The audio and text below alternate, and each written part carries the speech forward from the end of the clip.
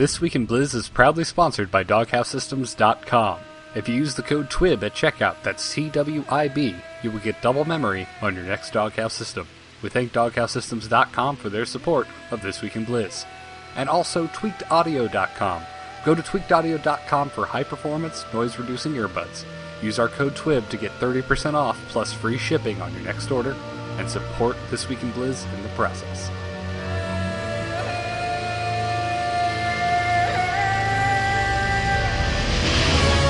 Armed and ready. Who wants some?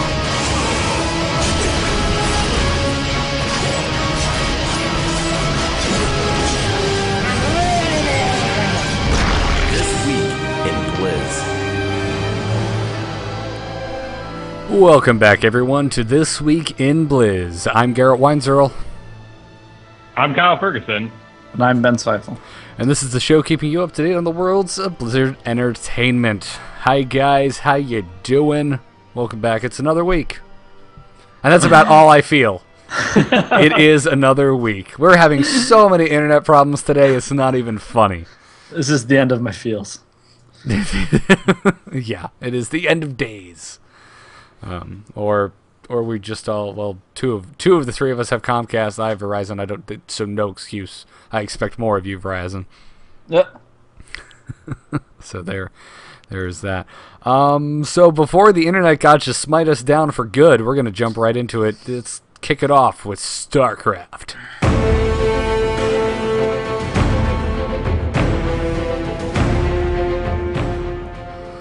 Alrighty, we got some. Well, I've switched around. I should have switched around the notes. You guys are going to be confused. But we've got new versus AI details for Heart of the Swarm. We've got versus artificial intelligence, AI, the computer, the guy that cheats and you lose, whatever you want to call them. There'll be a lot more nuance to how you practice against the computer and not against other human beings coming up in Heart of the Swarm. First up is... difficulty settings. We've got the usual gamut from very easy to very hard, but they're also adding Elite, which I'm assuming is going to be horrifying. They're going to be adding Cheater version 1, which will give them vision. Cheater version 2, which means they get way more resources than they have any right to have. And Cheater number 3, which just, all it says here is insane. So... Sounds like playing the campaign in Warcraft 2 and 3. Yeah, sounds a lot like it. Oh. Or the original StarCraft. Yeah. At least in the original StarCraft, they wouldn't stand at the edge of a forest standing between you and the enemy. That pathing was awful. Indeed. And also, more specifically, it seems like you can... they'll choose different builds. So there's a far greater variety of what they'll do. And it seems like if they're allies, you'll even be able to sort of prompt them in the right direction. Yeah, it's saying, while playing in you can even do like a 2v2, 3v3, 4v4 with all computer opponents, and your teammates will scout for you. They will type and report what they found, just like in an actual team game, and they'll ask whether they should expand, if you should all in, all the things that people should be doing in team games. I'm not saying that this is actually how random team games works out, but yeah, it does all that. You can even request resources from them. So you think with this level of coordination, it might just be easier to go you and an AI versus anybody else? I plead the fifth. I do like some of the builds are very sort of classic, sort of a Marine Marauder, medevac, aggressive push that a Terran can do. Oh yeah, there's some interesting ones like we're getting ahead of Thor ourselves. Battlecruiser with econ focus. Well, yeah, we're getting a little bit ahead though. That this is another thing you can do is tell the AI a specific build to go that you want to play against. And this is also, I thought you could also let your opponents know. Oh, I'm sorry, I got confused. I thought you got to choose where your ally went with these. I don't believe so much there, because if they report scouting and if they ask if you want to all in or not, I'm assuming that's a little more on the fly. Yeah. What we're about to talk about here is for 1v1 purposes, you against the computer. I want to practice against, let's say MMM push for Terran. but I don't, my Terran buddy's not online or he's in a game. I don't want to bother anyone. I just want to get in here. I want to play against a specific. I want to basically, improve without bothering my friends. So this is a way to do it. It looks like this feature is going to launch with a ton of builds already in, but I'm sure this is the kind of thing we're going to see it patched. What's the new hot jam right now? Like right now, it's gotta be, right? Yeah, like infestor is like what all you would need right now, but that's going to change come Heart of the Swarm. Yeah, that's the hard thing about this, and you got to wonder whoever got landed with the job was probably spending most of their afternoon grumbling because you're handing the job that needs to be updated the most.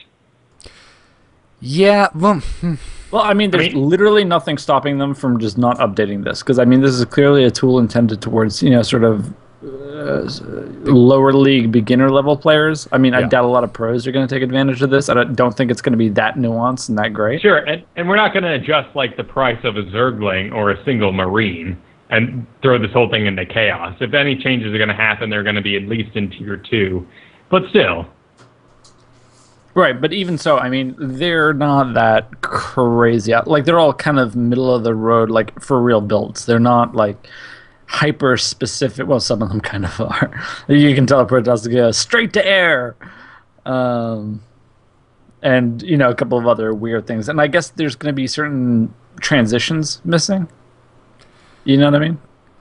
I'm kind of curious to see. Yeah, I'm curious how the AI will behave if you trump said strategy, and if they're gonna transition out of it and start doing something else, or do they just like, oh damn, you killed my roach rush, I'll build more roaches. Ultraless economics, kill all their drones. Shut up, going ultraless. So they have like 2 guys working. They got the cavern down, but it's one base ultra. That's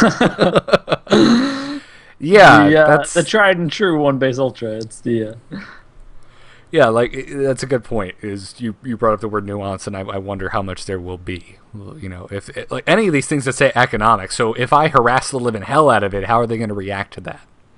Well, something like the difference between we have aggressive here listed, and then we have aggro. I imagine like the difference between aggressive and economic build for the AI is basically does it cut drones or not, right? Yeah, that's essentially what it's going to boil down to. It's just the rush is going to be faster, and they're going to come kill you sooner. I think this is mainly intended to like practice against those openings. Like a well-executed fort gate can be kind of tough to stop in certain situations. So being able to practice against that over and over and over again and figure out different strategies to deal with that is a different. Is a solution to something, especially very early on in the game where you can go, if I go this way, can I have an immortal out in time? Or is that not viable?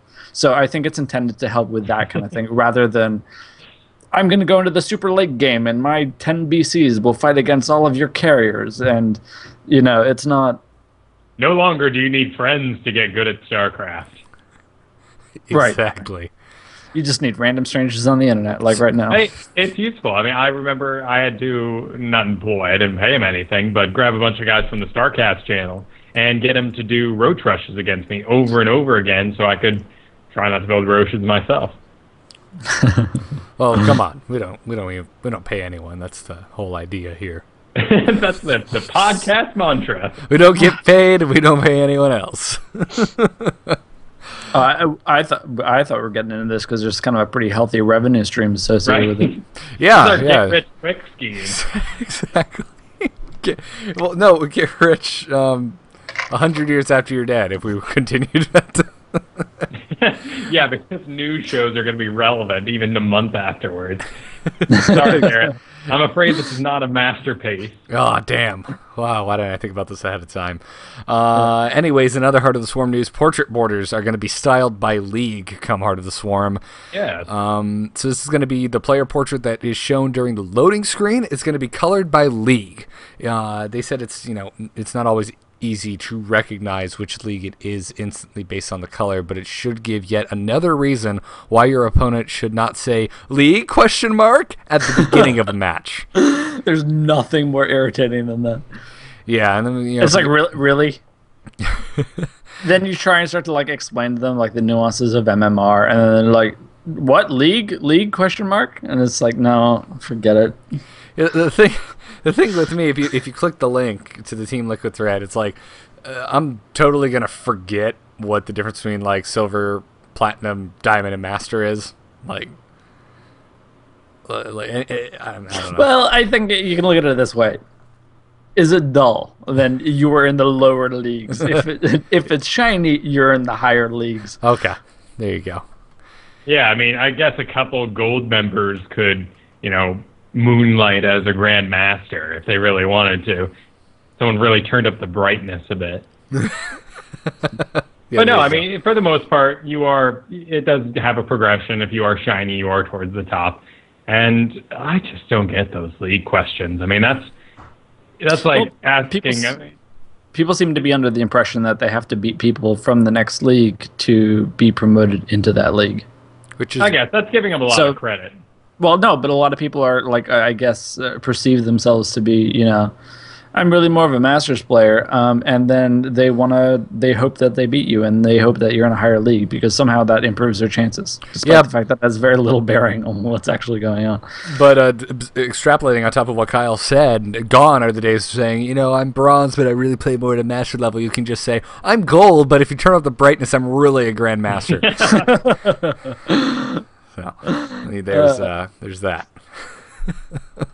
Yeah, but these are cool. These are fun, and gives you a more immediate notion of what you're dealing with. I guess I don't know if it's remotely relevant, but it's a lot of information during that load screen. Now, in the grand comparison of what used to be a name, a portrait, and the possibility of one team's doing better than the other. I mean, now you have this information. You have what clan they're part of. You have, it's interesting. Well, here's the thing. I mean, like, the fact that somebody was favored or not is kind of irrelevant, useless information, isn't it? This is kind of much more concrete when it comes to going, like, what am I dealing with here? Yeah, that's true. But now, more than ever, you can define, those guys are together because they've got the same clan tag and they're in the same league. Yeah, no kidding. Yeah, but, I think this also satisfies the sort of, like, how do I show off that I'm in a higher league? Because the portraits are not.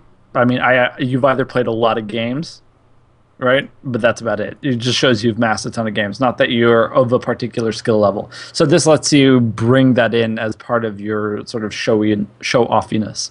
No, that's true. That makes a good point. I look at it a little more logical. The way you explained it with wanting to have that higher league person and beat them. It's cool, and if that's what they want to do. But I think for the most part, people go in wanting that information so they can judge what kind of build they want to do. I agree with Kyle. I think you're giving too much credit to people. No, but it's happened the reverse to me too, because I've played up against a bronze guy. I looked him up, and he was like, "Hey, let's play, Kyle." I'm like, "Oh, okay, sure. That sounds like fun. Oh, you're in bronze. That's cute." And he rolled my ass. yeah, exactly. That's what I'm saying. Every time someone asks me what league, I tell them bronze, so they go. Well, okay. They go So easy most of my on me. experiences have been, like, I totally understand outside of ladder play. That question, like, that makes a lot of sense. Me going up against a Grandmasters player is not exactly going to be a fair fight, and it's not going to be a whole lot of fun for either of us. But in a ladder ranked match, that's where I see it a lot, and it's kind of like, really? Probably very similar to you, whatever the case may be. Yeah, indeed. Well, we have a possible beta balance change incoming, maybe, from David Kim here. Data Kim. I like that. Oh, is this another one of his, hey, you know what I'd like to do? And then just kind of says it off the cuff, and then like 3 days later, it's made. He does it, yeah. It's into the game. I think it's his way of adding gravity to what he says, because he's probably like, no, guys, we should do this change. And everyone in the office is like, I don't know, man. Let's not even put that idea in people's heads. Oh, I'm gonna. And he runs over the computer like, no, stop. If you let everyone know, they're going to expect. It's too late now. We got to make the change. Oh, man, we can't fire him. Why not? Because to fire David Kim, you must first beat him in StarCraft. Yep. And he's doing Hellion Battlecruiser, we last heard in the office, which apparently is quite annoying. Schooling everyone with that. But in my head, that sounds so weird. I know. It makes no sense. You're thinking, well, maybe you can't just. Well, we'll see. We'll see what happens. That's Yeah. exciting. But he's talking about moving Overlord speed upgrade down to tier 1. Why don't we just put everything at tier 1 for Zerg? It's like, yeah, it's like, well, Sir, why don't we give no him... tiers. Exactly. Let's just give them an Ultraless Cavern or a Greater Spire. No, they can't afford it. They don't even have that much gas. But the option's there. Right. Soon it'll be you don't spawn with drones, you just spawn with 5 ultras. Yep. I don't Drones have been replaced by Ultralists. There you go. They harvest from 4 minerals at once. Pick them all up. Yep. There it is. I mean, the awesome thing about this that could possibly happen would be Overlord drops becoming viable. Because it's something you could do with your second hatchery while you're getting the layer, and then once your layer is done, you could load that up in there. But you might as well just upgrade both at the same time and just do a roach drop anyway. I'm not sure. It's still going to be 100 gas and 100 minerals, so sitting up there with the burrow upgrade, that seems phenomenally better to get as a first. Right, but this seems to be more of a I need to scout right now, and obviously there's something stopping you from regular Overlord speed. Well, I mean, one of the biggest complaints has been lack of scouting by Zerg. I have to. If I want to scout, I have to sack an Overlord. I mean, I'm not saying that's why they're doing this, but that's true. Well, I mean, Davey specifically mentions that he feels like Terran and Protoss have gotten scouting buffs, and Zerg is kind of behind in that context. Yeah. It's something that agree. I've just taken it for the way it is for so long now that the idea of sacking an Overlord is just what happens. But it's true. When I was learning how to play StarCraft 2, and I learned that's just what you had to do, it seemed off and dumb. Now I'm used to it. Right. Yeah. Well, if you hit yourself in the face with a hammer every day, I think eventually it would just become common law. Sure, and then, due to psychological and chemical reasons, you become addicted to it and you couldn't stop, and the human body's just messed up. Kyle sounds like he's been beating himself. These Overlords. Somebody stop me! Get this upgrade off my hatchery. He also talked about buffing spore crawlers, or just what does he mean by spore? Yeah, spore crawlers versus bio. Spore crawlers. So basically, the Muta upgrade, while doing well against other races in ZVZ situations, is a little too strong. So they're talking about adding a buff that is a bonus damage only against bio, much like the Archon has, for plus 15 against bio. So 15-15, doing a flat 30 against flying biological units. So this is basically like saying buff versus Zerg air. I mean, unless mutas grow wings, or not mutas, extra additional wings. No, zealots are nothing else is going to get in the air that's biological. So Marines as they're falling out of a medevac.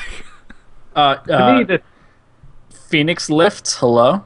Right. No, wait, that's your own unit they're lifting. They'd have to lift. Can they even lift their own units? In twos. In a multiplayer situation, yes, you could have... Wait, no, you still have to lift his own units, because if it's on your team, then you wouldn't attack it. Well, no. If it was an opposing player. You're a Protoss player, right? And you're fighting against people who have bio units. So you go and you pick up all the Marines. Yes. We spent too long on this. Smash those spores. Let's get it done. Spore Phoenix, new strategy in twos. I love it. I love it. This is. I don't know if this would work. The problem here is that mutas aren't dying because they're regenerating health. They're getting too many, too massive.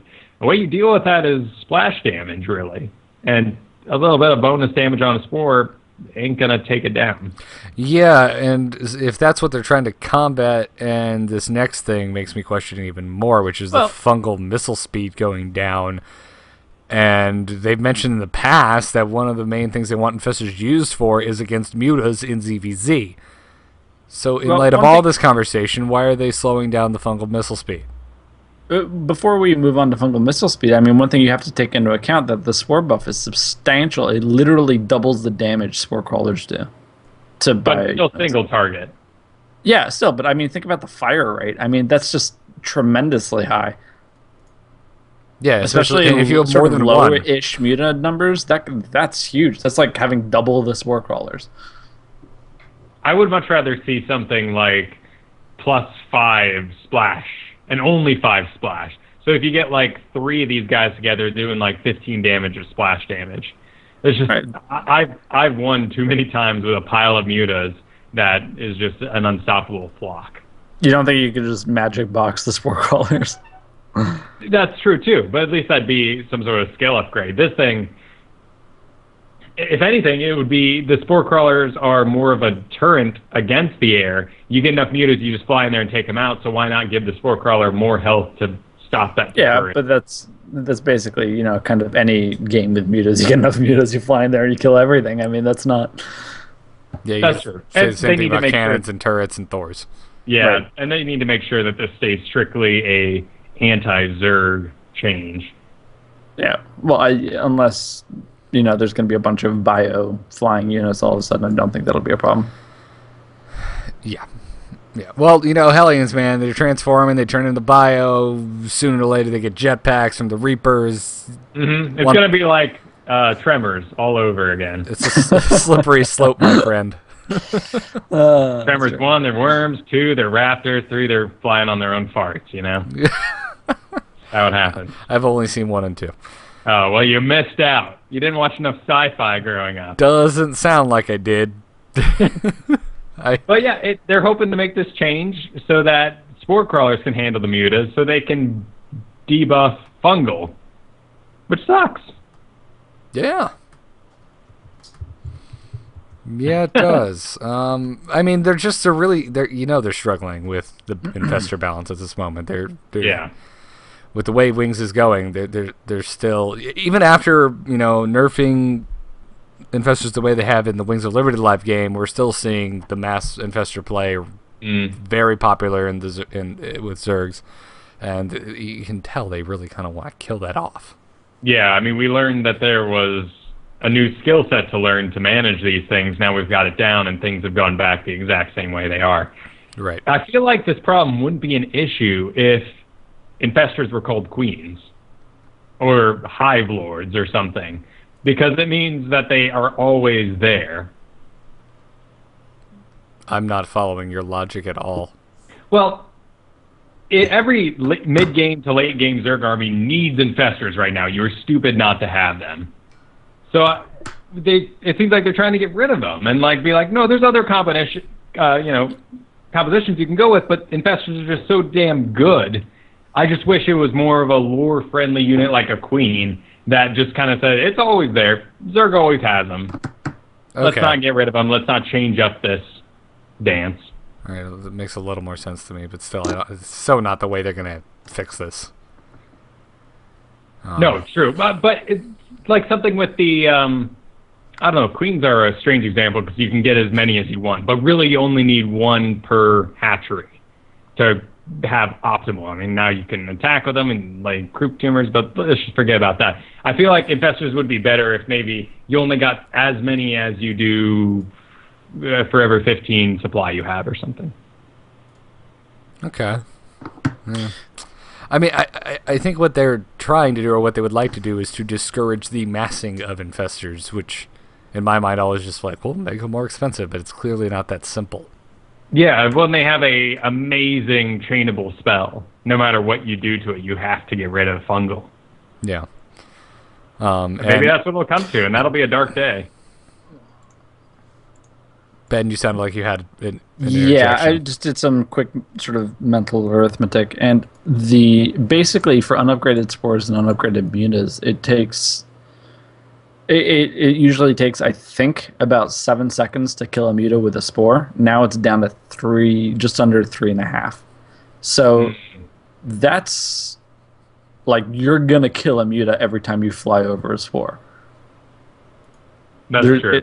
It's almost unavoidable now. So where before you could sort of zip in and zip back out, take a couple of hits, heal up, not a problem. Like one is gonna die probably, and if they're at all low, you're definitely killing some off. Yeah, and if you're aware the mutas are coming, then you've got about 3 spores protecting your mineral line, and that's 3 mutas every 3 seconds, they can't attack for very long into that. So yeah, exactly. So my thinking was that, a lot of sort of muta survivability is like taking a hit or two but surviving and then getting out. But this really reduces the chances of that. That's true. Okay, yeah, I like that, actually. I'm thinking more of like a deterrent, like Thor's are a deterrent. While it doesn't do a stupid amount of damage, it does damage to everything, and you got to get out of there. Right. Yep. Well, cool. Right. So, okay, so fungal, blah, blah, blah. Oracle. Envision being changed, possibly being changed around again. So the duration, he wants to increase the duration from 30 to 60 seconds to a full minute. Yeah. I kind of like this. That's a lot. Have you guys played with Envision at all? No. It does not feel super good. Like, right now you kind of, like, work your Oracle in there. This is the one that lights up the buildings, right? And you can see using them. That is that one, right? Yeah. This is detection in a small Oh, this area. is detection. Yes, this is Yeah. mobile This is not detection. What's the one where you can select enemy units, buildings, and you can see through them? That was the old Oracle. So that was like 3 weeks ago. The Oracle gets Oh, messed with sorry. all the time. No longer up to date. All right, my bad. No, I'm not throwing that in your face. I'm saying absolutely, it's understandable you're confused. This ability has been changed around so many times. The problem with the Oracle really is that its main attack ability for killing workers, for the most part, is incredible. And to not cast it and to lose that mana or energy to cast Vision is a waste. You can get so much except killing when it's done. like, but I think this is entirely intended for. Oh crap! I have no detection, and there's DTs totally in my mineral line. Yeah, and since Like, it is a fixed position, this makes more sense. If it traveled with the Oracle, then that'd be something else. But it flies into an area, it lays it down. If it's up to a minute, then you can actually use it in non-cloaking detecting ways, and more of like scouting and keeping an eye on this particular expansion or something. Oh, I thought it stuck with the Oracle. I thought the Oracle just became a detector for a while. Nope, it drops it on the ground in a certain area. It's targeted. It's like sort of scan-like in that fashion. Oh, so maybe it is the thing I'm thinking of, because I mean that's you basically get vision of an area for a while, right? And plus detection. Yeah. Yeah. Okay, But- maybe this is the thing I was talking about. But you were also including an old ability of the Oracle where you could click on buildings and see what it was building and like what upgrades and. Yeah. Well, the thing about it though, as far as the scouting tool goes, is that it felt, especially if you were using it like a scouting tool to try and figure out what was going on, you would kind of zip in there and through all this aggravation and try and keep your Oracle alive and then drop it in the right place and then get out of there. And by the time you were back out of there, it was gone. It was kind of like, oh, okay. Like, it's not much different from a scan, really. Yeah. At least that's what it struck me as. Yeah. All right. Okay. That sounds. Yeah. I guess that makes it more unique than as And it like Kyle sets it said, apart I from mean, the the scan. attack is so good to spend on workers that like the efficacy of it just has to be higher. Like it has to, like I think this partially also works as area denial. Similar to the way the mines would work, right? Like you're going to make a strategic decision not to go into that area because it's there. Yeah. Yeah, it's not quite as visual as a scan because a scan gives you the radius, whereas this thing gives you a energy eyeball sitting above the area. So if you have a ground unit like a zealot wandering into that, you're going to be fully into the view range before you realize that you're being seen in that situation. Interesting. But you will know eventually when you reach the epicenter But of that. it is visible by your opponent, correct? Yes, but only that eye, remember. So if you positioned it on top of a cliff with half of it hanging over the edge, you could see down that edge and they could have a base down there and you could be staring at it the whole time without them knowing. Yeah. It doesn't sound like the kind of thing you'd want to siege your tanks on and unsiege your tanks on either. Right? Right? Is this a fluff? Yeah. Yeah. I'm all right. I'm gonna unsiege and move out now. Oh God, where did all these charge zealots come from? It's the secret observer area where everyone knows they're super cool if you put your secret units there. Oh, totally gonna use that on some bronzers. This So- scares me because of what we learned this past week on StarCast about an interesting little trick of getting Burrow early against Protoss in case they fly in with oracles and decimate your forces without any air defense. So you get burrow real early and you hide underground. Well, with this now, they could have a solid minute after running in, scanning, and run away, get some energy back, and still come back 45 seconds later to kill. Right. Yeah, that'd be But I interesting. mean, but you are dramatically delaying that attack still. Yes. You know what I mean? And the cost of the energy, more so than anything else, is significant. Plus, Kyle, if they had to wait a full 15 seconds, you could just unburrow and move and reburrow outside the radius before they have enough energy to use that attack. True. Too true. And in 60 seconds, hey, you can build a Spore Crawler with a new fancy buff. And if you're... Well, against bio only, I don't believe oracles are made of flesh. Open, like, picks up his unit, then... Yeah. Then we get into this 2v2 weird talk that no one wants to listen to because it's crazy. Yep. Whoa! And then we get Legacy of the Void, where you make things into bio beams. Yes, I'm going to shoot flesh and intestines out of Blizzard the hire Protoss this cannon. Yep. Yeah, someone do this. Oh, God. It sounds more like something that would exist inside Diablo. I think you're mixing up your IPs there, Kyle. Anyways, there is that. There's a link to this all in the show notes. Check that out over at thisweekinblizz.com. It is time to talk World of Warcraft.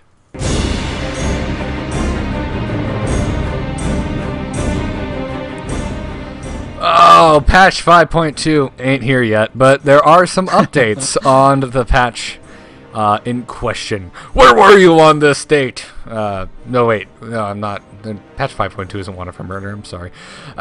They said to encourage raid finder groups to persevere each time a raid finder group wipes on a boss fight. All players in the group receive a stacking buff that increases health, damage dealt, and healing done by 5%, and it can stack up to a maximum of 10 times.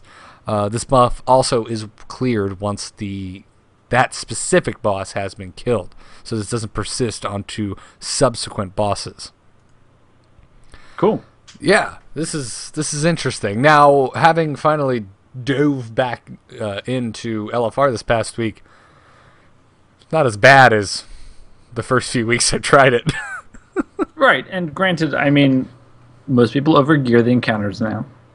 They're easily accessible. Everybody understands the encounters. Yeah. So this is not when we need 5% buffs.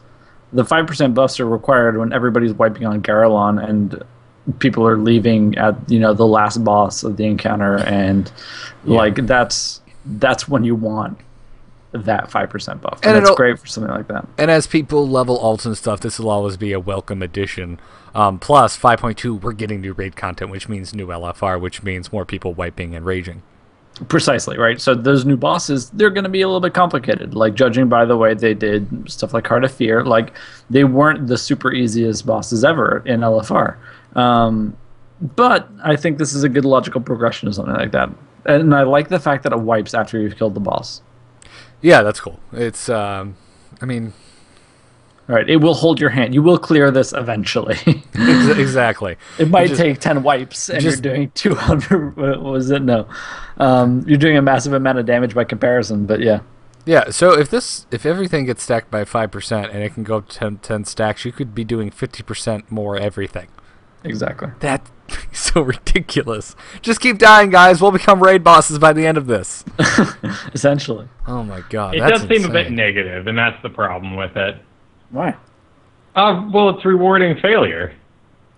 I know, but like, if you've got a handful of decent players and a handful of players who are paying no attention whatsoever, or you've got a tank who doesn't understand that he needs to taunt at some point, like, this might help sort of push through those elements. And Yeah, you know, this this is not a piece of content that is a huge aggravation to push through, and then there's a massive reward at the end. This is just some light entertainment. I mean, I don't think Blizzard is kidding themselves in saying that, that this is some sort of serious achievement. Yeah, I feel like in random groups particular, I mean, you go into any multiplayer game, particularly one with a server, things with ladders, Blizzard games aren't exactly the best example for this, but Counter-Strike or Aliens vs. Predator or Natural Selection. These are all games where you join the server, and if things aren't immediately going well, you leave. Because it's boring, you can just join another one. You need that positive reinforcement to make your group of people you don't know feel good together. And dying getting a buff doesn't really do that. Right, but I mean, the key differences between that and your examples are, first of all, one of them is multiplayer, so you can't like make the other people more powerful. And the other big thing is that, I mean, everything in WoW is cumulative, right? Like you build up your gear, and everything is a steady progression towards a single character or multiple characters in some people's cases. But like you're gradually working towards a goal, and this is a good way of doing this. You know, if you've killed LFR like 20 times in the previous weeks and it's gone perfectly every time, and you get into the group that just cannot kill it, like the time investment alone is huge. You know, you go through three, four bosses, and you get to the last guy, and all of a sudden that's the guy you need for this one tier piece that drops, and then you can't kill him, and that means that you've got to go back and start over with an entirely new group, and then not have any access to any of the gear from the previous bosses. Like, it's a tremendous aggravation to the point where you go, screw it, I'm not going to do it this week, right? Yeah, I mean, Kyle, I understand, you know, where you're coming from, and if this was anything besides LFR, I'd have a torch in hand. Yeah, completely. I mean, I'd be like, what cookie cutter BS is this? But it's LFR, and it is supposed to be the most casual, friendly version of PvE content.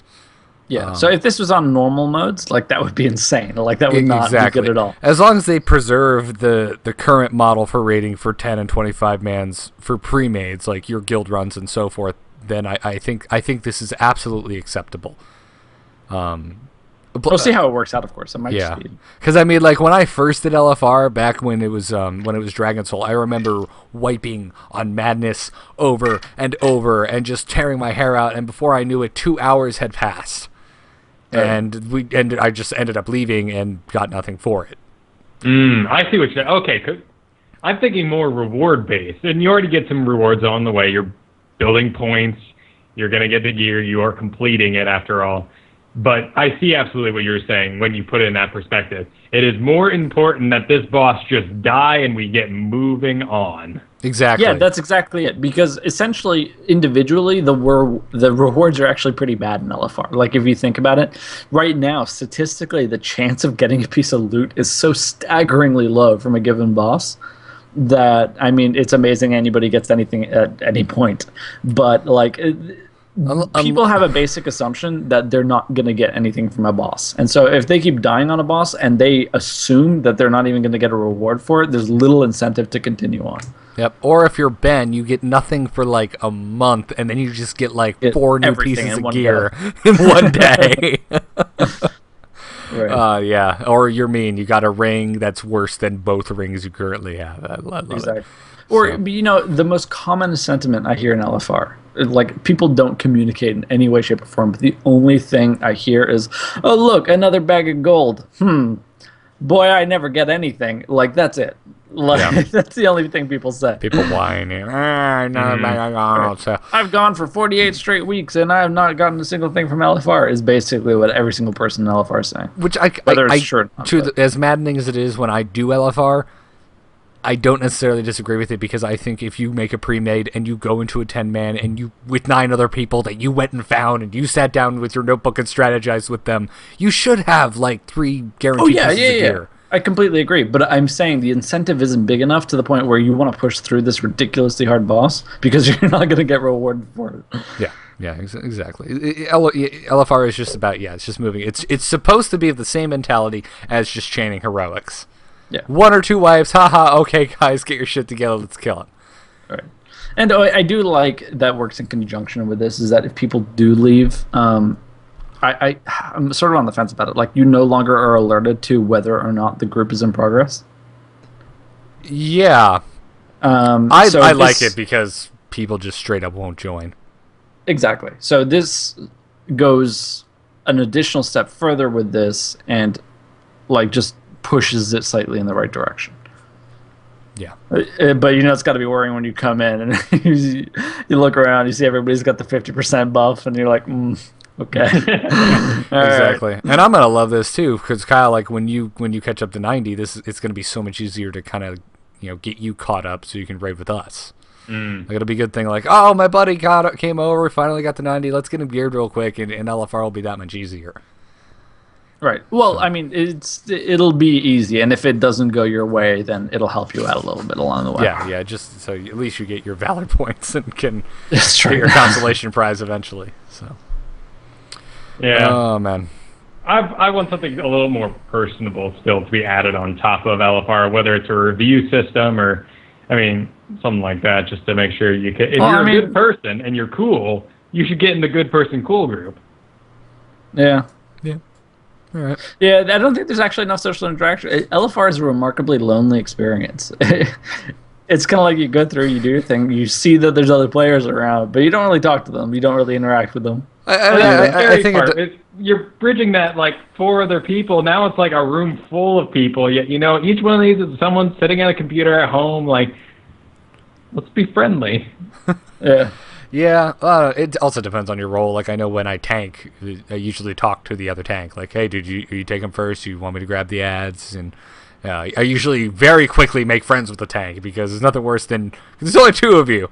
If you're not getting along, the Reddit going to go well. It's the 2 of you against the rest of the raid as soon as something goes Yeah, everyone's looking at you. Dude, we need to make a pack real quick because these guys are out for blood. They will kick us after the first wipe. Whereas nothing is Exactly. expected of healers or DPS, particularly healers. Most people are like, they're just a bunch of stoners, or they're eating a sandwich while they're healing. No one cares. Am I alive? Am I alive? All right, the healers are doing fine. 9 other people are dead. No, they're doing fine.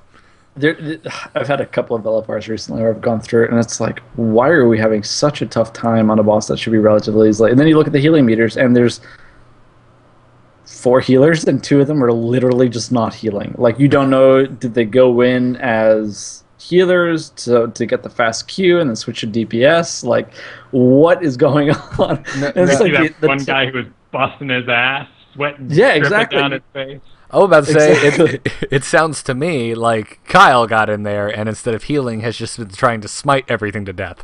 Well, That I'm not could be the playing up problem. for LFR yet, but maybe. If you hadn't corrected me today, maybe. For those of you who are missing our inside baseball, Kyle's been leveling his priest and today came to me saying, man, it takes forever to smite things to death in Pandaria. I'm just like, why are you smiting things to death? Why aren't It you... used to work back in my day. No, it did not work back in your day. You've been playing it wrong since vanilla. We could go discipline and make our way to level 60. You could go to discipline and you would still kill things 4 times slower than someone who went shadow, even back in VC. Oh my god, wow. Well, if you haven't done it yet, you should definitely go Shadow because some of the new abilities hit like a truck, and they're way too much fun to miss out Oh, on. I love it. Yeah, I mean, I haven't gotten my Shadow Priest up very high, but I love the new, MOP Shadow Priest. It's great. Yeah. So. It's DPS, man. It's something about it. Like, whenever DPS is like, bring an ability to ability, I'm like, stop telling me how to play. This is my game. I'm going to use that ability when I damn want. When I'm healing, though, it's like, clear cast. I'm like, yeah, damn right. Proc more.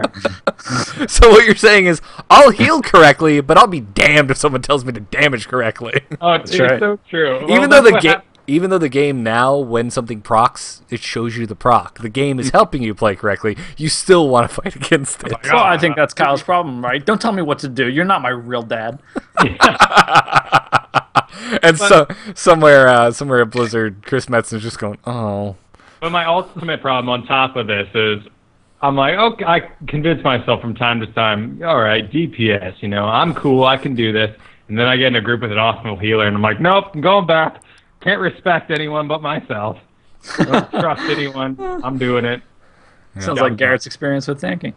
Yeah. Whereas I'm perfectly happy to be a DPS. I don't mind at all. But then again, you haven't played with 3 Shadow Orb Devouring Plagues yet, which, hit like a freight train. Yeah. Oh, man, it's beautiful. Yeah, dude, you're going to melt crap the second you switch over to Shadow. Also, make sure you go pick up those greens from the vendor I was talking about.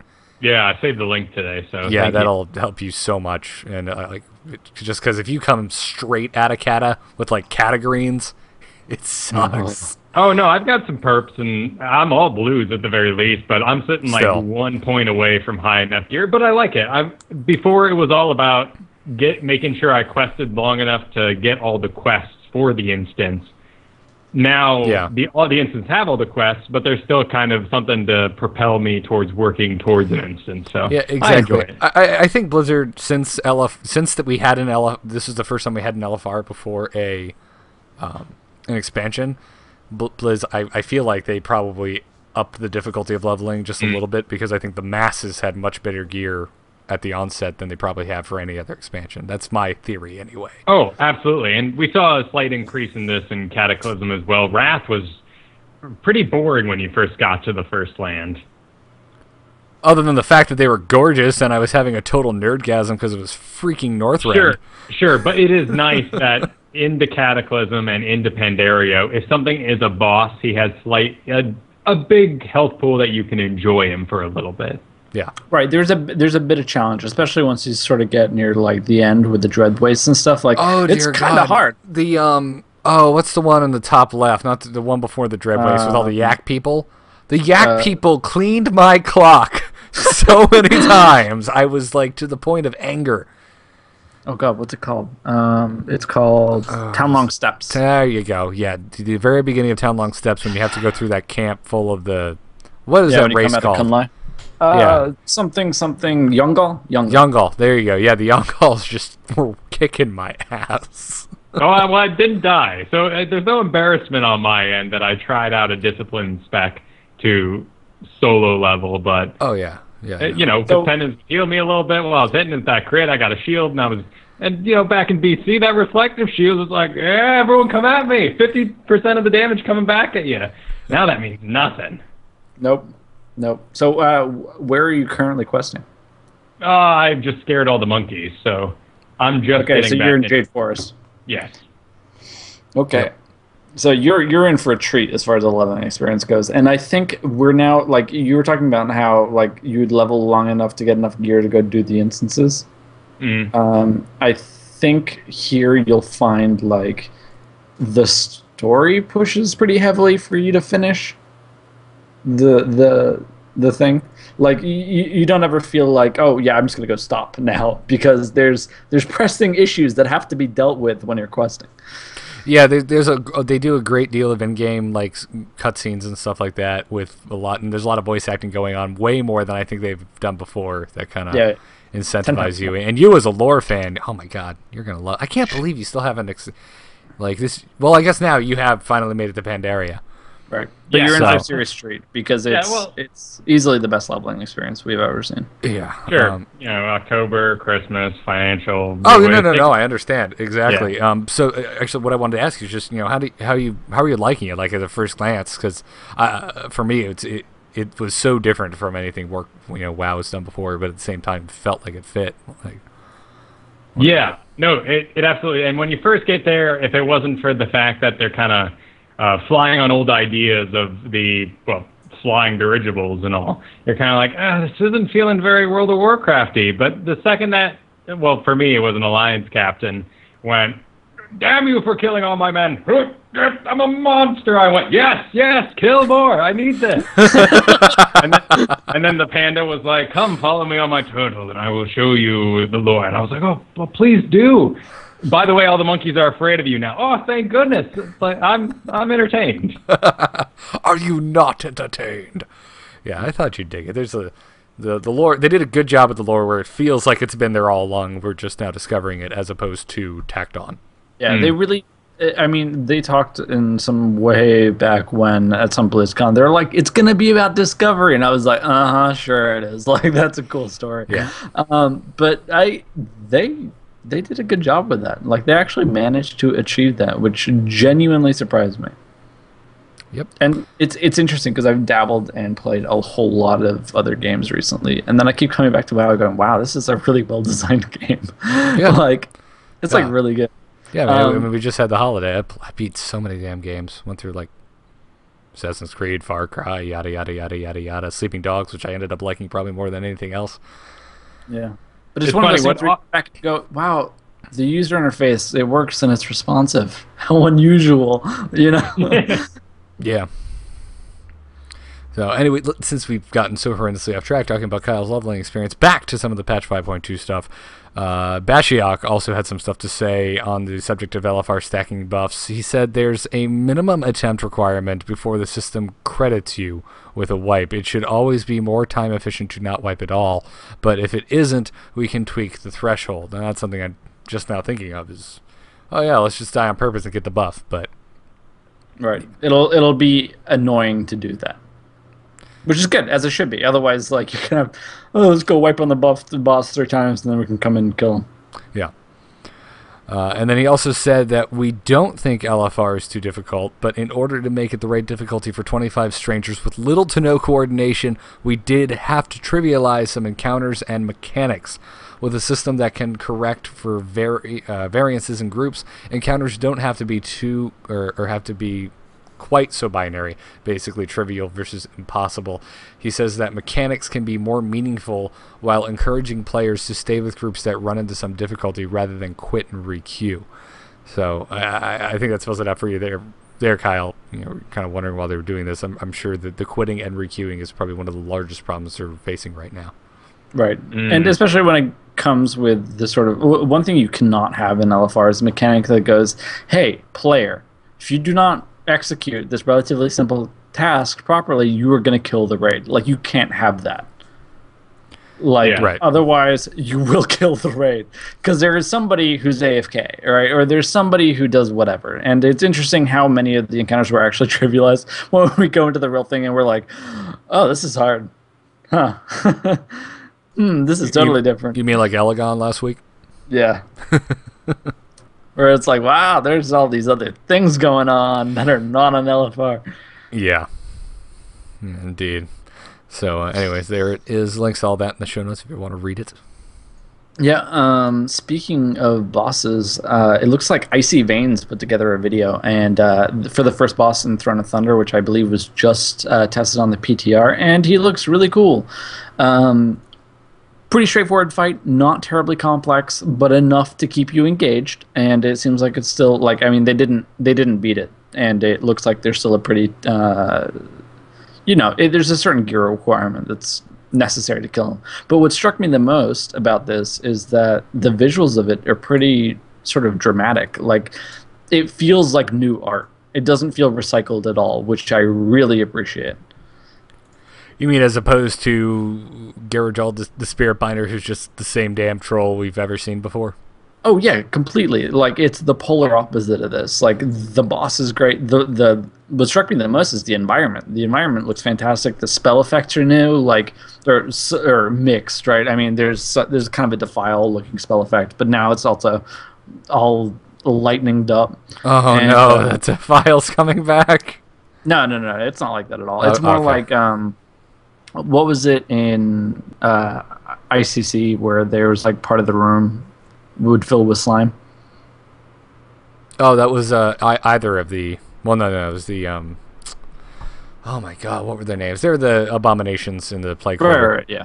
But it's kind of more like that. Like, there's a spell effect that consumes part of the room, and for a while you can stand in it, and it gives you a buff and increases your DPS as you go.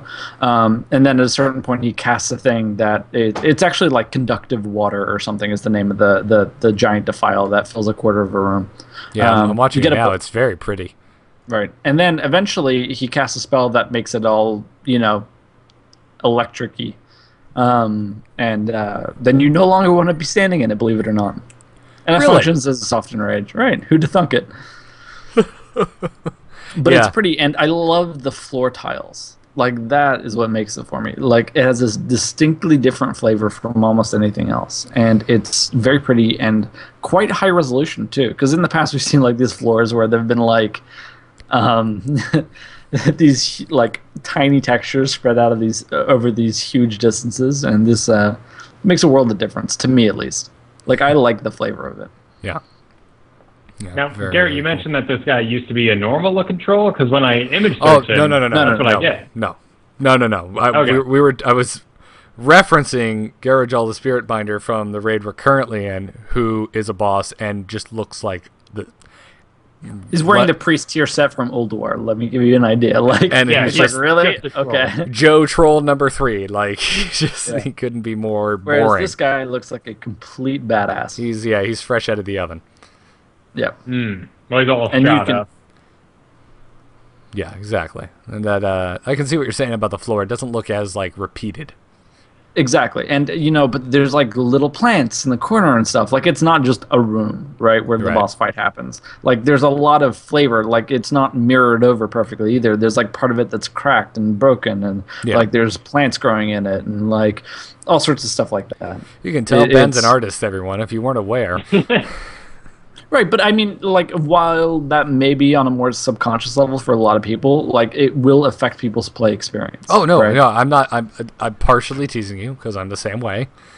Yeah, but it'll have absolutely dramatic agree. impact on how people perceive the dungeon. Yeah. Whether or not they realize that's the thing that's doing it, but that goes a long way to building an immersive environment. And I there's nothing I love more than a well-executed thing like this. Yeah, when I originally heard that the new raid was going to be another Mogu thing, I was really not excited. I'm like, man, we see so much Mogu crap. But the more and more I see of this raid, the more excited I am because the art assets and the treatment is very fresh. Right, and it's distinctly different from the other Mogu stuff, which is Right. great. Exactly. This seems so much more old and not nearly as well kept, whereas like Mogushan Vaults is very pretty and not very like broken or anything.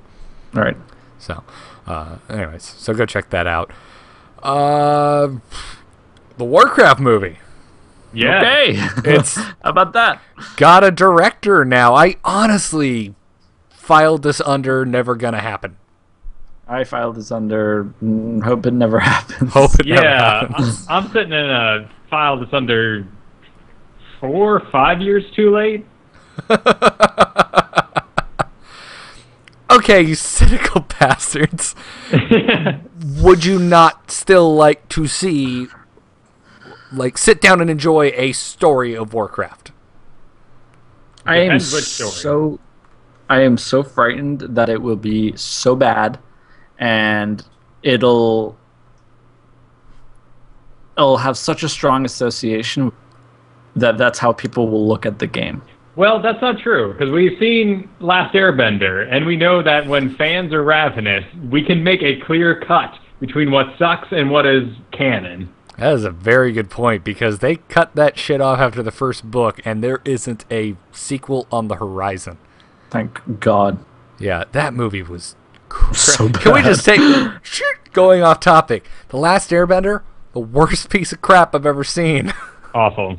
Well, I mean, because it was entering in with expectations. I mean, if it had been Last Fart Wind Lander, then it would have been maybe okay. So you're saying M. Night Shyamalan isn't a terrible director? He should just only be given the youngest Airbender from the Korra series to I have work no with. idea why we continue to have hope in that guy. Of all the people who continually get excuses given for them, M. Night Shyamalan always gets one. People always go, oh, new movie by him? Well, maybe this one. Maybe it'll go. No! He's like George Lucas. No, it's done. Willow, no. You failed. Howard the Duck, no. Yeah. I no. will say that though, that this could definitely kind of like a good like MST3K movie, you know? I think it's one of those. Do we have to jump right to that? Oh, are you talking about Last Airbender still? Yep. Oh, they're talking about the Warcraft movie. Okay, I apologize. No. Last yeah, Airbender. no. I sincerely hope. Oh well. Yeah. Yeah. Well, is either one of us familiar with the director, Duncan Jones? Because I haven't seen Source Code or Moon. No, that was my first reaction was, who the hell is this man? And the answer was David Bowie's son. Didn't know Yep. that. Really? Wow, I did not know that He's either. the Oh, and son by the of way, David for the Bowie. record, there is an MST3K of The Last Airbender, except it's now called Rift Tracks. Oh, listen. Dude, Rift Tracks is Yeah, awesome. yeah. Oh, yeah, I know. And I remember seeing this too. I wasn't sure if I was tricking myself or not, like if I wanted this to be true, but I have seen this and it's excellent. It actually If makes you the have- movie bearable.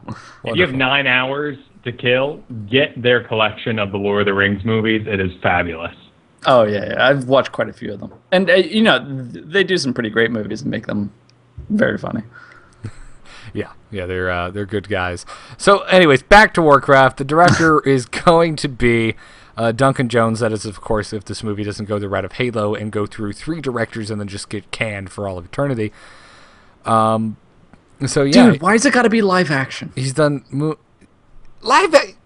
I've said the same thing, but movies today, dude, like live action doesn't really mean like live action. They're not gonna be sitting on like a Broadway stage acting out Warcraft. There has got to be some serious deviations from what we considered normal Warcraft design philosophy, like in the visuals, because that is not going to translate at all. Like if they just, they're just gonna, they're gonna have to do wide-angle lens it, and everyone will be nice and thick.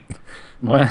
I mean, super long ears on everybody, clearly attached with the, I think I don't know. I think they could get it pretty close. I mean, you look at what's the character from Sin City, the scarred up dude, the dude with the blockhead, like, Yeah. they totally sold that, and that guy's proportions are wrong. Humans don't look like that, but they made it work. Right. It can work. It is a fine line. It's got $100 million budget. I hope it goes well. God, I hope it goes well. Did you hear the rumor that, or apparently Johnny Depp's already been like he's going to be in the movie, and did you hear the rumor that he's going to be playing Medivh? I like that, actually. You do a good job. I would like to see Wizard Johnny Depp. Have you guys seen the trailers for The Lone Ranger? Oh man, it looks like they're trying so hard to capture pirates again. It's like the logical continuation of Pirates. It's like, we need this cash cow to keep making money. Oh, well, it's all one movie. I mean, except they're making another Pirates. Captain Jack Sparrow got lost in London and decided to cut hair for a bit before moving to the Old West to become the Lone Ranger. No, actually, But he's Tonto. He's Tonto. He's not the Lone Ranger. Oh, well, I haven't seen it. Clearly, you have not yet. No. No. It looks bad. It looks like everything wrong with Hollywood, but God, I hope it's good. I hope It'd be I'm wrong. great if it was good. I'm down. I would like a new franchise to enter the fray. Yeah. But, yeah, and God, just stop making Pirates movies. The 4th one was terrible. That's pretty bad. It was as bad as the 4th Indiana Jones, except they just skipped the 20-year break in between. Yeah. Well, clearly they have a plan here because they have picked a director that has done all of 4 movies before that and a writer to work with Blizzard team as well as Chris Menson. The writer, Charles Levitt, has done 7 movies, including Blood Diamond, K-Pax, The Mighty. Oh, I love Blood Diamond. Blood Diamond's a pretty good movie. That is a good movie. That is like But one of the few dramas that I can like rewatch. It Right. seems like the situation that they would want to go with overly safe people, but instead they're going with really new people and fresh people, which makes me think that they're going to have a lot of creative control over the project. They sound like relative unknowns, but unknowns that have at least proven themselves a couple times. Like because before it was going to be Sam Raimi, that was our original director. Yeah. And I felt very off, but at the same time, it was totally, well, Peter Jackson started with campy horror films, and he went on to do Lord of the Rings. Maybe Sam Raimi can do the same thing. I don't know. But he went on to make Oz. Duncan Jones' big credit, of course, is source code, which I hear is very good. In fact, it's so good that it's got a 91 on Rotten Tomatoes, which is like impossible to achieve. I need to go see that then, because it didn't look that great. So right, but it's got... you know how cynical Rotten Tomatoes is. Exactly. Yeah. No, so I think this could be cool. They have to assemble the greatest group of champion superhero movie producers you've ever seen to make it good, though. And they have to be not afraid of usually I'm very much in the opposite camp of you should not change whatever the source material is. Yeah. That you're drawing the inspiration from to make this movie. In this case, I think it is fundamentally necessary. I think parts of WoW are too old and too not thought through. Well, but this is Warcraft, not WoW, and you said Medivh. Sure, but sorry. The whole Warcraft universe. There's parts of it where I go like, what? Like that makes no sense. And sure. here, they just need to be. They need to be not afraid to rewrite parts of the canon. Okay, again, and then my final question: do you think they're gonna go the easy route, but not necessarily the route I'd be sad about, and tell the story of Arthas? I don't think so. Not first movie. Anyway. Less about Arthas. There's a lot. I mean, with Medivh, I mean, you have a whole story like Thrall's father is a really interesting story that was going to be a video game. It was going to be an adventure game, yes. Yeah, an adventure with like the animation and like a Monkey Island sort of style. Right. But they didn't make it. Yeah. That's a story I've always wanted to hear. But I don't see them making the main story about orcs. I see the main story about being about the interaction between orcs and humans. Okay. Like, orcs are such a fundamental component of that. I don't think they're going to be the primary protagonists, but they're certainly going to be involved heavily. Like, there's no way they can avoid that. It is such a core element to that. Like, they can't go, hey, we've got blood elves and night elves. Yeah, and honestly, Warcraft's gnomes, and like, that's not a good story. You need orcs and you need humans. I mean, seriously. And Warcraft's treatment of orcs is one of the things that it is probably one of the most unique things about Warcraft's universe. Yeah, and it's successful and it's powerful. Yeah, and just with the most recent trailer we've seen, like, it works. Yeah, because you think of orcs in any other mythos, they're just these mindless, ravenous creatures, whereas in Warcraft mythos, they are these kind of honorable warriors. They have a brain, they have a culture and a backstory, right? And desires, and it's, I don't know, they're not that's the twist with them. They look like monsters, but they're not. Right. That's a huge part of it. Yeah. So either you do a slice of life from the WoW, a certain story arc, or you do the start of it all, which could be just the opening of the Dark Portal. Yeah. The introduction of orcs into the human realm, that would be interesting. And you've got you've got plenty to talk about there, because you have the orcs that are all hopped up on fell blood and insane, as well as the orcs who came down a bit after coming through the portal and went, whoa, where am I? Stop killing for a little bit and make myself a burrow here. Yeah. But if you think about it, like, Medivh is old. You know what I mean? Like, and he's also, what was he, like the last guardian or something, and all sorts of stuff. Like, there's a massive amount of stories surrounding him that we have never touched on, ever. Like, there's a huge amount of story there, and could be anywhere in the lore, you know? And this is rumor, too. This is not 100% confirmed. The Medivh's going to be in the movie. It's just a rumor. Right. But it's not a bad decision. It's not one I would be unhappy with. Yeah. And, you know, he's also a lore-wise a central figure that has a pivotal impact on many, many parts of Warcraft lore. And to cast away all meaningful things that have just been said, I'm with Medivh just so we get to see Karazhan in a film. That's all I care about. If we get Kara, I'm a happy man. And I want creepy parlor music. So. Congratulations on your new project, my son. I can't wait to see the midnight fight. And then there's one part where you fight his dad, and there's a flame wraith, and the other guy's like, "Don't move, you'll kill us all." There we go. So, with that last joke, guys, Diablo? Yes. Diablo! Let's do it. Diablo.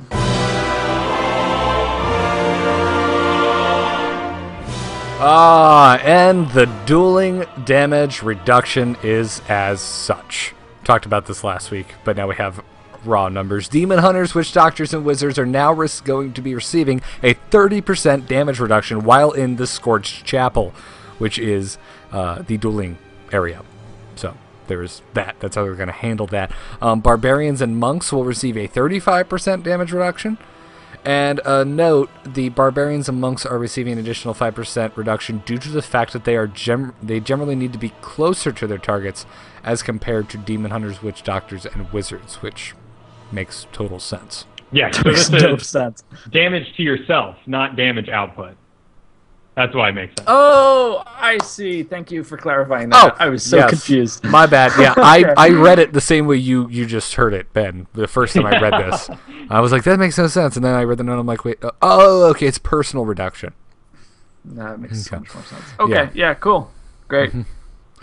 Yep. So Not there much is to say about that. no, Hope that no, helps. not a whole lot. It makes sense. I understand it. Since it's its own little area, that's how they're going to control it.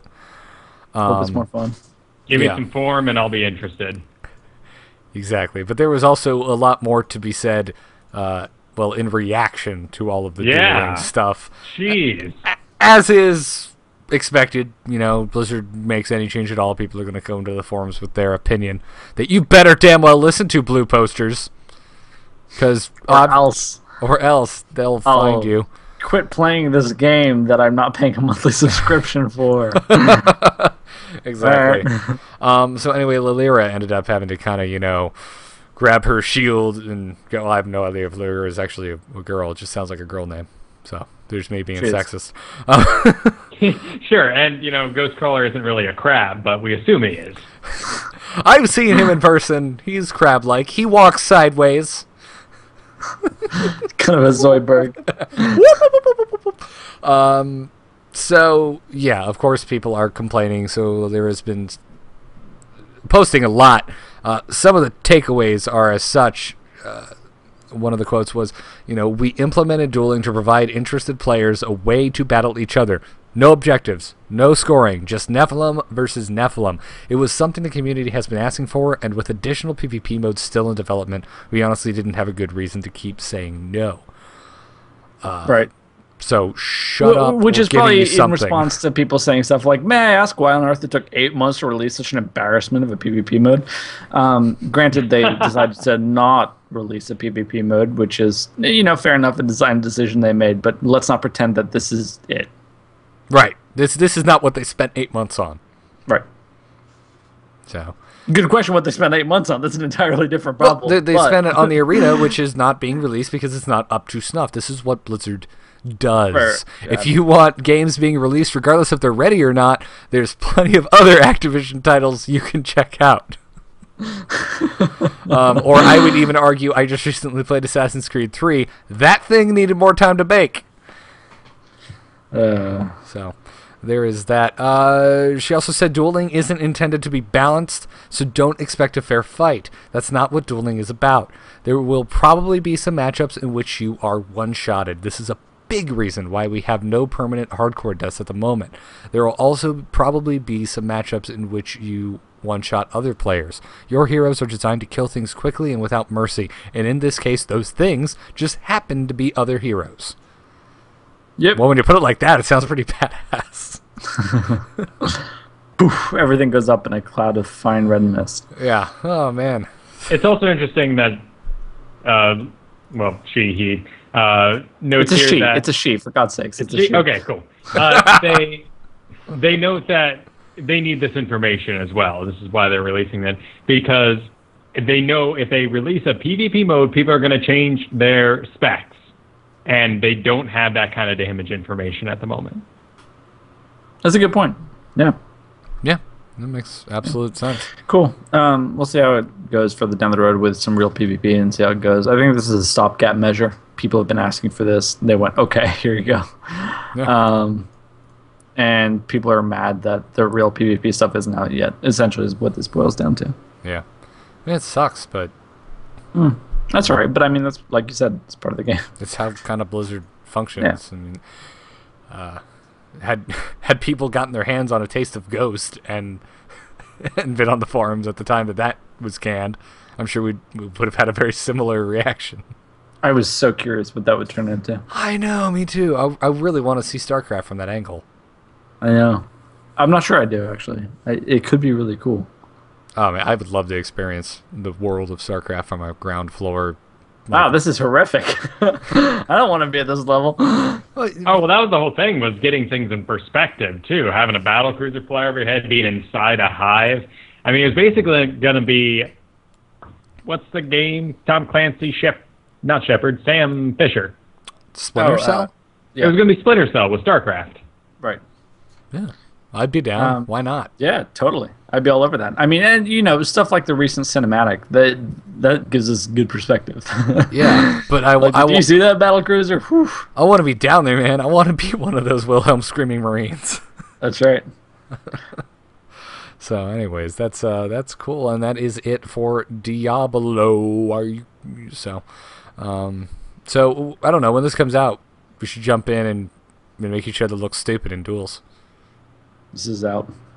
Yep. I didn't know the patch came out. I thought this is still on the PTR. No, they meant duels. I'm like, dude. No. I'm talking about it's not in the live game yet. No. So, anyways, there's that. All right. So that does it for that. Diablo, always the light read for the week. Well, I mean, there isn't this sort of constant addition of new content like we see with the other games. Right, we're very much waiting for expansion news at this point. And I'm sure it'll, re-engage the top slot once a new expansion's announced, and we'll see that kind of thing. Yeah, of course. So anyways, that does it for this week's episode. Leave us a review in iTunes if you have not already. This Week in Blizz is a production of amove.tv. You can see more about our show over at thisweekinblizz.com. You can email us at thisweekinblizz@gmail.com. Please do so. Send us stories. Send us your comments on previous week's stories. Tell us you love The Last Airbender. You don't care what we have to say about Shyamalan. That sounds good. You can catch us live Monday nights right here at 8 p.m. Eastern on amove.tv/live, and follow us on Twitter at thisweekinblizz. You can follow me personally at Garrett Art. You can follow Mr. Kyle Ferguson at Kyle Ferguson, and you can follow Ben at Pixel Garbage. Our guild is Versus the World over on Lightbringer US. We have a site, vstheworldguild.com. You can join the guild there. We're Alliance Guild, so leave your green skin at the door. And go check out StarCast, the StarCraft podcast, where Kyle and I are talking all the StarCraft news, including esports, with guests every Thursday night. Kyle, where can people find you when you're not doing this show or that show or, I guess, what other show? You can find me at Biggest Fan Podcast, where we follow the fan that's driving me mad. This week I'm being driven mad by The Walking Dead. And I'm into it. I watched the first 2 episodes.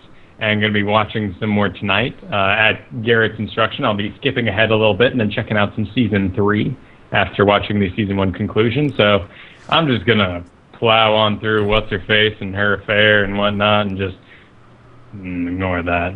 I would watch the last 2 episodes of Season 2. Oh, come on. Short Round's already dead. And he's too lovable. He's dead. What? Short Round, the guy who saved him out of the tank. You're wrong. Okay. Spoiler alert, you're wrong. No, the Season 2 drags like a mofo, but the last 2 episodes, story actually happens. And so I think sets up 3 pretty well, so there is that. I love Walking Dead, man. It's great.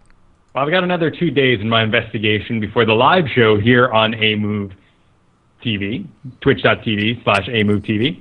And we'll do that Wednesday at 7 o'clock Eastern. The entire time, Kyle will be going, who keeps calling me? Garrett. Hangs up. Garrett, I know you're yelling at the screen right now. Just leave it. Just leave it. This is my show. Go away. I just want to see the list of half-typed texts that you've almost sent me in anger of things I've gotten wrong on that show. No, I've sent them all. You've gotten them all. We've had that talk. But hey, who I don't send angry texts to is our sponsors, DogHouseSystems.com and TweakedAudio.com, TWEAKED, not tweet, which a lot of people think we're saying. Anyways, Doghouse is still running their Ghost Rifle giveaway promotion. That code is Kerrigan to be entered for a chance to win a life-size replica of Kerrigan's Ghost Rifle made by Bill Duran of Punish Props. That same code can be combined with our regular code TWIB, TWIB. It gets you double memory on your next Doghouse Systems gaming rig. So put it in there. It also directly supports us in the process. So if you like the show, you need a new gaming rig, and a potential awesome-looking sniper rifle, you can't really shoot people with it. Don't worry. Well, unless you want to shoot people with it, I guess that'd be a downside, but that's a discussion for another day. You should talk to somebody. That's not right. Go do that. Okay. DogHouseSystems.com. Also, TweakedAudio.com. They make amazing earbuds. I've got mine, sitting right here in my woods, my naturals, the most hipster freaking earbuds that have ever been made. I love them. But they're great. They're already very affordable, and we can make them even more affordable for you. That same code, TWYB, gets you 30% off and free shipping on your entire order of earbuds from tweakedaudio.com. So go check them out. We thank them for their support. Guys, thanks for joining me as always. You're not gone yet next week, Ben. I know you're going to be leaving for a while. I'm here. Okay, very cool then. Well, we will see you guys next week for episode 43 of This Week in Blizz. Take care. Thanks, guys.